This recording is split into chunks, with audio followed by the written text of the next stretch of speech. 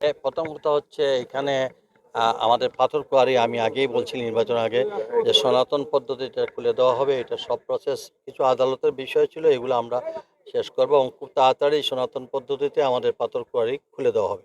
এক, দ্বিতীয়ত হচ্ছে এই যে রেল লাইন এরপরে সড়ক হচ্ছে এখানে আমাদের বিভিন্ন ধরনের আমাদের যে মনে করেন ট্যুরিজমের, যদি আমরা রেস্টুরেন্ট বলেন, আমাদের চিলড্রেনদের জন্য কিড জোন বলেন, আমাদের ওয়াশরুম বলেন, এগুলোতে প্রত্যেকটাই আমাদের মানুষ এমপ্লয়মেন্টের সুযোগ হবে। এছাড়া জনগণ যখন সুবিধা পাবে, রেলওয়ে আসবে, সব কিছুতে আসবে, এখানে নানান ধরনের ব্যবসা বাণিজ্য এখানে হতো। তাছাড়া আমি যে মন্ত্রণালয়ে আছি, আমার এলাকার শ্রমিকদেরকে আমরা প্রশিক্ষণ দিয়ে, আমরা মাদ্রাসাগুলো আছে এবং আমাদের এখানে শ্রমিকরা আছে, এদেরকে আমরা মানে ল কস্টে খুব অল্প খরচে ট্রেনিং দিয়ে প্রশিক্ষণ দিয়ে আমরা বিদেশ পাঠাবো।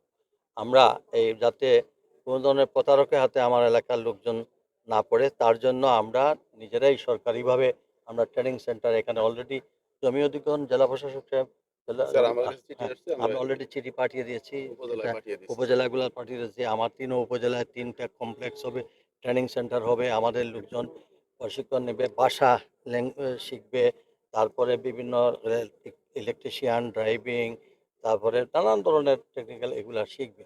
শেখার পরে আমরা সরকারিভাবে অল্প খরচে যাতে যথাযথ স্থানে গিয়ে পৌঁছতে পারে, যাতে কোনো ধরনের প্রতারকের হাতে না পড়ে, এবং আমাদের কর্মসংস্থানের আমরা আমাদের মাননীয় প্রধানমন্ত্রী জনাব তারেক রহমান বলেছেন যে এই ৫ বছরে আমরা হ্যাঁ ১ কোটি ১ কোটি লোককে আমরা সংস্থাপন, দেশে নাই তো প্রবাসে আমরা পাঠাবো।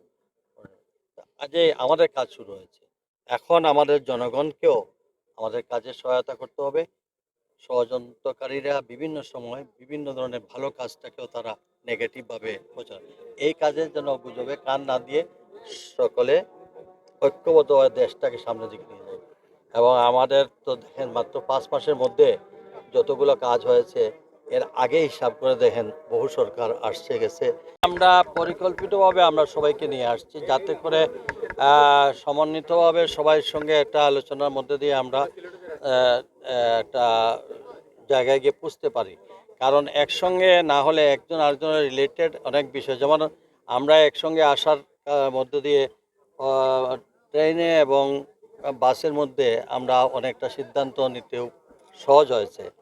যেমন এখানে আমরা সিলেট তাওয়াবিল যে মহাসড়ক, এই মহাসড়ক এক্সপ্রেসওয়ের পাশাপাশি আমরা সিলেট থেকে জাফলংয়ের যে রেলওয়ে আনবো, সেই রেলওয়ে দেখা যায় খুব কাছাকাছি, দুইটা একসঙ্গে নিয়ে আসলে আমাদের খরচও কম লাগবে। যেমন একটা শারী নদীর উপর যে ব্রিজ হবে, সেই ব্রিজে আমরা এখন চিন্তা করতেছি 2টা ব্রিজের দরকার নেই, এক ব্রিজে দিয়ে নিচে দিয়ে রেল গেল, উপর দিকে বাস চলে আসলো।